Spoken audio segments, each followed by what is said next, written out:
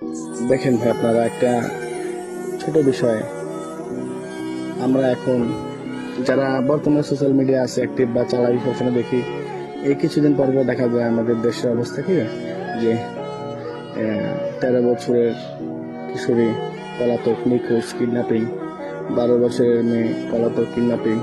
তার 1 সপ্তাহ পরে আবার ফেসবুকে পোস্টে আমরা দেখতে পারি কি, যে ওনারা পূর্ণতা পাইছে। ফেসবুকে স্ট্যাটাস দিচ্ছে কি, পূর্ণতা পাইছে। ওরা স্ট্যাটাসে বলতেছে আমরা পূর্ণতা পাইছি।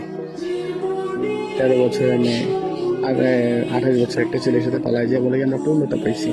তার কিছুদিন পরে দেখে কি, যে আমার পছন্দের মানুষটা ভুল ছিল,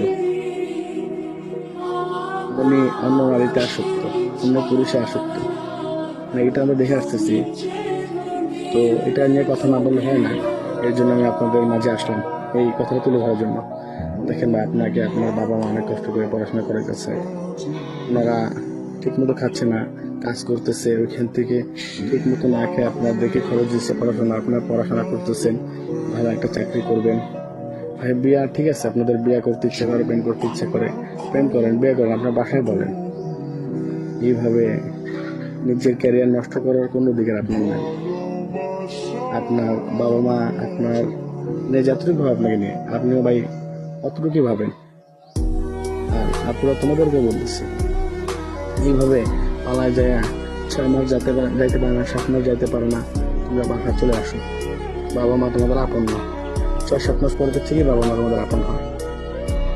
তো এটা না করে পছন্দ করবা, বাসায় বলবা, আগে পড়াশোনা শেষ করবা, তারপরে একটা কিছু করবা নিজে।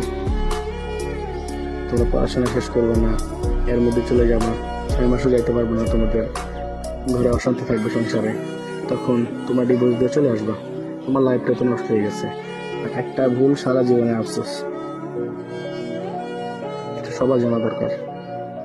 তাই আমার ভিডিওটা যারা যারা দেখতেছো আপুরা, তোমাদেরকে বলতেছি, তোমরা পছন্দ করো কাউকে, আগে নিজে তৈরি হও, নিজেকে প্রস্তুত করো, তারপরে তোমরা যাও তোমাদের পছন্দের মানুষের সাথে। তারপর তোমাদের বাসায় বলো, তোমাদের বাসায় বলো, বাসায় বলার পরে তোমরা একটা সিদ্ধান্ত নাও। কারণ এইভাবে তোমরা যাচ্ছ, তোমরা 6 মাস ভালো থাকবা, 7 মাস ভালো থাকবা, কিন্তু তোমাদের বাসার মানুষের অবস্থাটা দেখবে একবার। তোমরা যাও গা, কিন্তু অনেক কষ্ট হবে ওদের। যাই হোক, সবাই আমার ভিডিওটা দেখে অন্তত শক্ত হও।